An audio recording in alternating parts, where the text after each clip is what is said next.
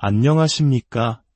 혼란하고 빠르게 변화하는 세상 속에서 여러분의 마음은 지금 어디에 기대어 있습니까? 때로는 우리가 굳건히 딛고 서 있다고 믿었던 땅이 송두리째 흔들리는 듯한 불안감을 느낄 때가 있습니다. 오늘 우리는 이 흔들리는 세상 속에서 결코 흔들리지 않는 영원한 가치에 대한 깊은 성찰의 시간을 가져보고자 합니다. 이야기가 여러분의 마음에 작은 울림을 준다면 좋아요와 구독으로 저희 채널에 힘을 실어주십시오. 여러분의 작은 행동 하나하나가 이 귀한 메시지를 더 많은 이웃에게 전하는 축복의 통로가 될 것입니다. 이 말씀을 듣는 모든 분들에게 주님의 은혜와 평강이 함께하기를 기도합니다. 성경 히브리서 12장에는 이런 말씀이 있습니다. 또 다시 한 번이라 하신 말씀은 흔들리지 않는 것들을 남기시려고 흔들리는 것들 곧 피조물들을 없애버리시는 것을 뜻합니다. 그러므로 우리가 흔들리지 않는 나라를 받았으니 감사를 드립시다. 그리고 경건함과 두려움으로 하나님을 기쁘시게 섬깁시다.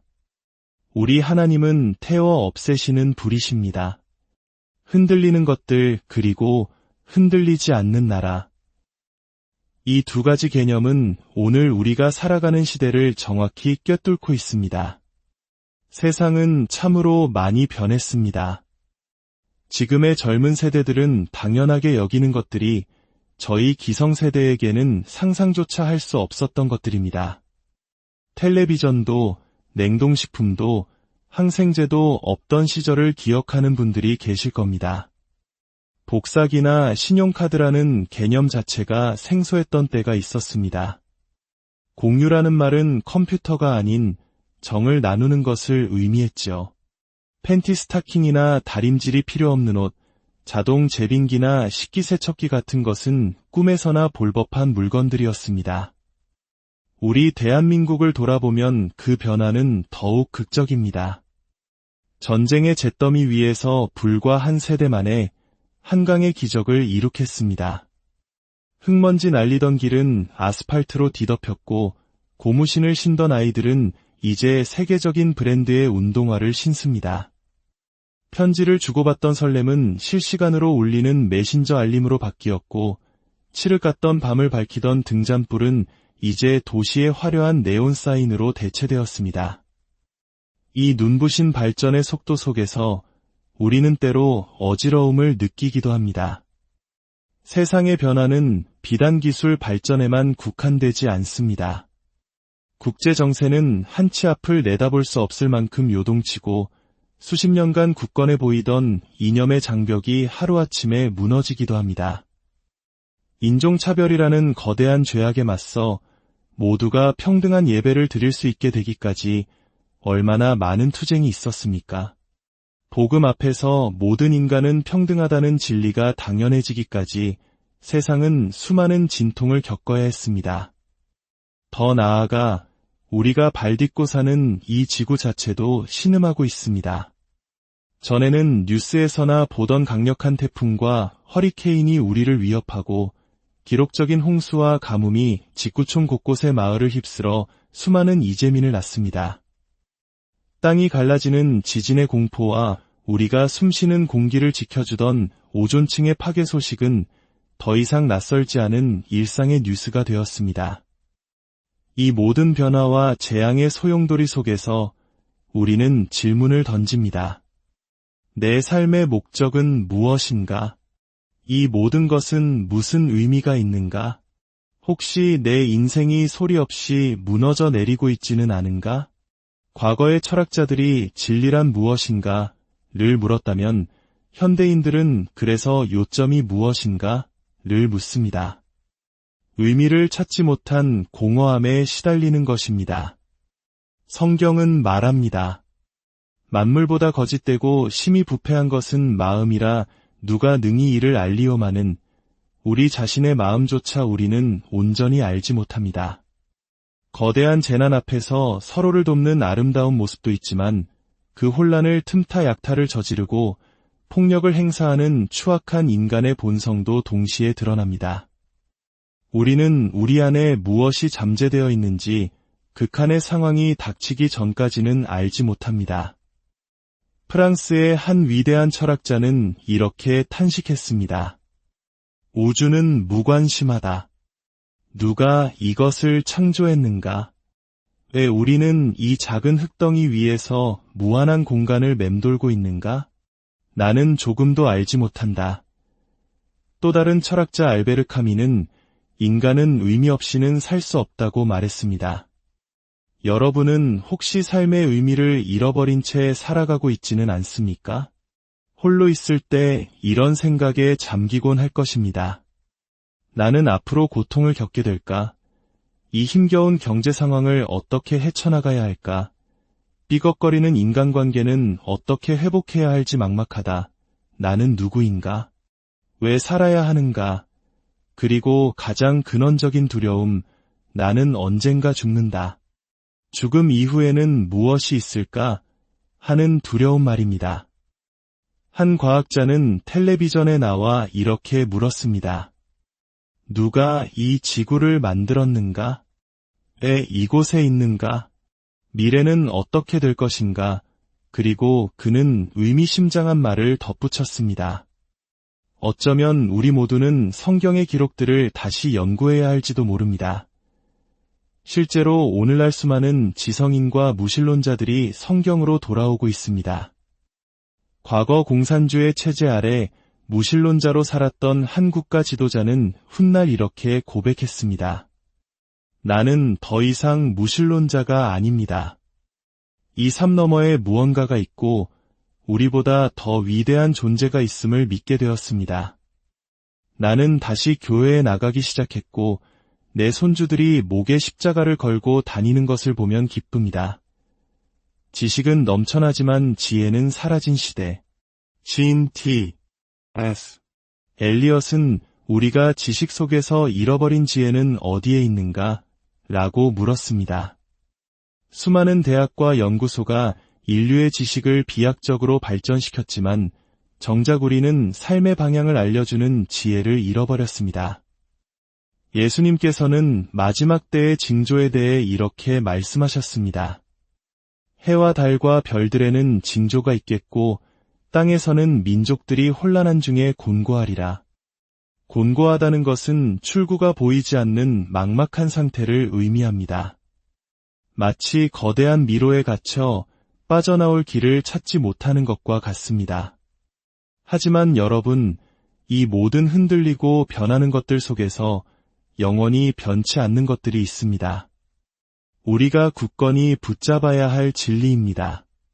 첫째, 하나님의 본성은 변하지 않습니다.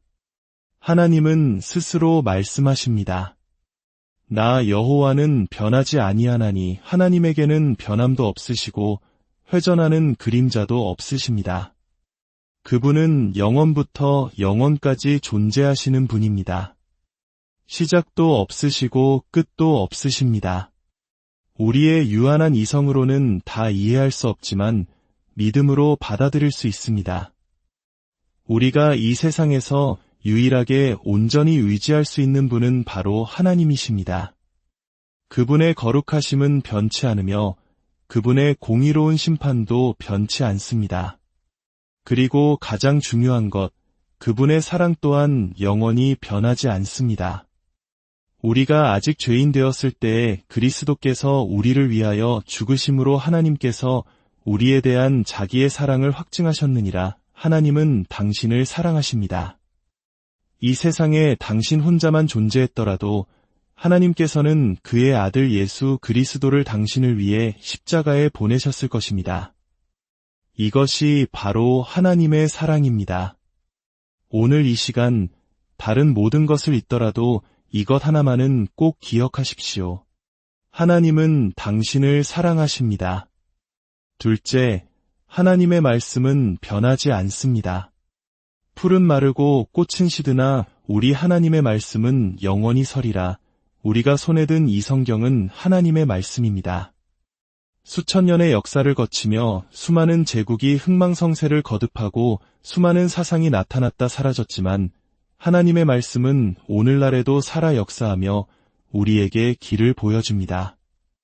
이 말씀은 우리가 어디에서 와서 어디로 가는지, 그리고 오늘 하루를 어떻게 살아야 하는지를 가르쳐 줍니다. 셋째, 인간의 본성은 변하지 않았습니다. 예레미야 선지자의 말처럼 우리의 마음은 거짓되고 심히 부패했습니다. 모든 사람이 죄를 범하였음에 하나님의 영광에 이르지 못하더니 저도 죄인이고 여러분도 죄인입니다. 죄란 하나님의 법을 어긴 것입니다. 하나님의 계명 중 단 하나라도 어겼다면 우리는 모두 하나님 앞에서 유죄입니다. 거짓말을 한 적이 있습니까? 마음에 음욕을 품은 적이 있습니까? 그렇다면 우리는 죄인이며 죄의 대가는 사망입니다. 하지만 여기 네 번째 변치 않는 진리가 있습니다. 바로 구원의 길은 변하지 않는다는 사실입니다. 다른 이로서는 구원을 받을 수 없나니 천하 사람 중에 구원을 받을 만한 다른 이름을 우리에게 주신 일이 없음이라 예수님께서 친히 말씀하셨습니다. 내가 곧 길이요 진리요 생명이니 나로 말미암지 않고는 아버지께로 올 자가 없느니라. 과거에도 현재에도 그리고 미래에도 하나님께로 가는 유일한 길은 오직 예수 그리스도를 통하는 것뿐입니다. 예수 그리스도를 믿는 자는 영생을 얻었고 믿지 않는 자는 하나님의 진노 아래에 있습니다. 지금 이 순간 하나님의 진노가 우리 위에 머물러 있습니다. 그 진노를 거두어갈 유일한 방법은 바로 십자가입니다.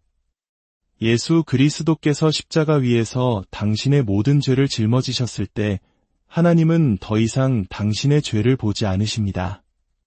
당신의 죄는 깊은 바다에 던져졌고 하나님께서는 그것을 기억조차 하지 않으십니다. 회개하고 믿음으로 그리스도께 나아갈 때 우리의 모든 과거가 깨끗하게 지워지는 것입니다. 그렇습니다. 하나님은 변하지 않으십니다. 그분의 말씀도 변하지 않습니다. 그러나 천국에 가기 위해서 이 땅에서 새로운 삶을 살기 위해서 변해야 하는 것은 바로 우리 자신입니다. 먼저 우리는 회개해야 합니다. 회개란 단순히 죄를 뉘우치는 것을 넘어 마음을 바꾸고 삶의 방향을 180도 전환하는 것입니다. 죄로 향하던 발걸음을 돌이켜 하나님께로 향하는 것입니다. 그리고 믿어야 합니다. 여기서 믿음이란 결혼 서약과 같은 전적인 헌신을 의미합니다. 일생을 함께하겠다는 약속처럼 우리의 삶 전체를 주님께 맡기는 것입니다. 여러분은 그리스도를 아십니까? 그분은 당신을 위해 죽으셨습니다. 십자가 위에서 하나님은 우리의 모든 죄를 그에게 지우셨습니다. 심판받아 마땅한 것은 우리였지만 예수님께서 자원하여 그 십자가를 지셨습니다. 그분은 십자가 위에서 수천 년의 시간을 넘어 오늘 이 자리에 있는 당신을 보고 계셨습니다. 당신의 모든 것을 아셨고 그럼에도 불구하고 당신을 사랑하셨습니다. 그리고 당신의 삶을 용서하고 변화시키며 새로운 목적과 의미를 주시기를 원하십니다. 영접하는 자 곧 그 이름을 믿는 자들에게는 하나님의 자녀가 되는 권세를 주셨으니 당신은 그리스도를 당신의 구주와 주인으로 영접한 적이 있습니까? 주님, 이제 주님의 도우심으로 주님을 따르겠습니다. 말씀을 읽고 기도하며 제 삶을 주님께 드리겠습니다 라고 고백한 적이 있습니까? 우리 자신의 힘으로는 결코 거룩한 삶을 살 수 없습니다. 저 역시 마찬가지입니다. 그러나 하나님의 말씀과 성령님의 도우심이 함께할 때 우리는 그리스도인의 삶을 살아낼 수 있습니다. 아니, 정확히 말하면 주님께서 우리를 통해 그분의 삶을 살아내시는 것입니다. 사랑과 기쁨과 평화 같은 성령의 열매는 우리가 그리스도를 영접할 때 성령님께서 우리 안에서 초자연적으로 맺어주시는 것입니다. 어떤 분들은 나는 굳게 붙잡으려고 애쓰고 있어요 라고 말합니다. 하지만 우리가 붙잡는 것이 아닙니다. 주님께서 우리를 붙잡아 주시는 것입니다. 그저 우리의 힘을 빼고 주님께서 우리 마음 안으로 들어오시도록 하면 됩니다. 교회에 다니고 세례를 받았을지라도 마음 깊은 곳에 나는 정말 구원받았는가 하는 의심이 남아있는 분이 있을 수 있습니다. 오늘 그 확신을 얻기 원합니다. 당신의 모든 죄가 용서받았다는 사실과 하나님께서 주시는 삶의 목적과 의미를 발견하기를 원합니다. 그러기 위해서는 삶의 방식을 바꾸려는 결단, 즉 회개가 필요합니다. 그리고 믿음으로 나아와야 합니다. 믿음이란 이 강단이 나를 지탱해 줄 것을 의심 없이 믿고 발을 내딛는 것처럼 나의 구원을 위해 다른 어떤 것도 의지하지 않고 오직 예수 그리스도께 나의 모든 것을 맡기는 완전한 헌신입니다. 오늘날 많은 젊은이들이 따를 깃발을 찾고 진정으로 믿을 만한 대의를 찾아 헤매고 있습니다. 혼란과 분노 속에서 무엇을 믿고 어떻게 살아야 할지 몰라 방황합니다. 그 모든 갈증과 필요를 채워주실 분은 오직 그리스도뿐입니다. 그분은 당신의 가정에, 직장에, 학교에, 당신 삶의 모든 영역에 들어오셔서 당신을 새로운 사람으로 만드실 수 있습니다. 그분은 당신이 겪는 경제적 어려움을 도우실 수 있고 당신의 모든 죄가 사라졌으며 하나님께서 다시는 그 죄를 묻지 않으시리라는 완전한 확신을 주실 수 있습니다. 오늘 주님께서는 두 팔 벌려 당신을 기다리고 계십니다. 당신이 마음의 문을 열기만 한다면 주님은 바로 지금 당신의 삶에 들어오실 것입니다. 지금 이 자리에서 당신의 마음으로 조용히 고백하십시오. 주님, 저는 제 삶의 주인이 그리스도이심을 원합니다. 저의 모든 것을 주님께 드립니다. 저의 죄를 회개하고 믿음으로 주님께로 돌이섭니다. 저의 모든 신뢰와 믿음을 오직 주님께만 두겠습니다. 당신을 위해 십자가에서 피 흘리신 그분을 위해 당신의 삶을 드리는 결단을 하십시오.